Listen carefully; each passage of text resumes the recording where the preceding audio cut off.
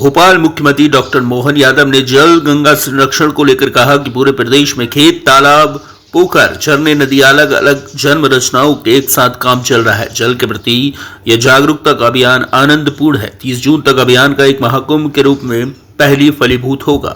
मध्य प्रदेश में जितने खाली पद है उन जल्द भरा जाएगा। यह बात मुख्यमंत्री डॉक्टर मोहन यादव ने कैबिनेट बैठक में कही। पूरे प्रदेश में जलगंगा संरक्षण अभियान के अंतर्गत खेत, तालाब, नदी, पोखर, झरने, अलग अलग जल रचनाओं पर एक साथ काम चल रहा है। सब अलग अलग जनप्रतिनिधि अपने अपने स्तर से, प्रभारी मंत्री अपने जिलों के अंदर लगातार इस अभियान का हिस्सा बने हुए हैं।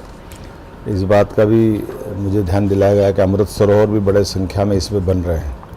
जल के प्रति ये जागरूकता का अभियान सच में आनंददायी है। यशस्वी प्रधानमंत्री के सर्वोच्च प्राथमिकता वाले कार्यक्रम में से है। मेरी अपनी ओर से भी मध्य प्रदेश के लिए जल संरक्षण को लेकर ये किए जाने काम की मैं सबको बधाई भी देता हूँ और उम्मीद करता हूँ कि 30 जून तक हमारा ये अभियान एक बड़ा महाअभियान के नाते से फलीभूत होगा। इसी के साथ साथ हम कई और मोर्चों पे काम कर रहे हैं। हमारे द्वारा प्रयास किया जा रहा है कि आने वाले अगली कैबिनेट तक ट्रांसफ़र पॉलिसी पे भी हम कुछ काम करें। मैं उम्मीद करूँगा कि जिस प्रकार से हमने अपने अधिकारी कर्मचारियों के लिए भी हित की बात कही है, अलग अलग उनके वेतन भत्ते, सभी प्रकार के पेंडिंग कामों को निराकरण की दिशा में बात की है, इसी प्रकार से हम कोशिश कर रहे हैं कि सबके बीच में से निकाल करके उनके हितों को प्राथमिकता रखते हुए जितने खाली पद हैं उनको भी जल्दी से जल्दी भरें। मुझे संतोष है कि हमने अपना भर्ती अभियान जो चलाया हुआ है, एक एक विभाग की समीक्षा करते हुए एक एक पद पे अधिकांश लोगों को मौका मिले। पीएससी की भी पिछली पेंडिंग सारी निपटाने का प्रयास कर रहे हैं।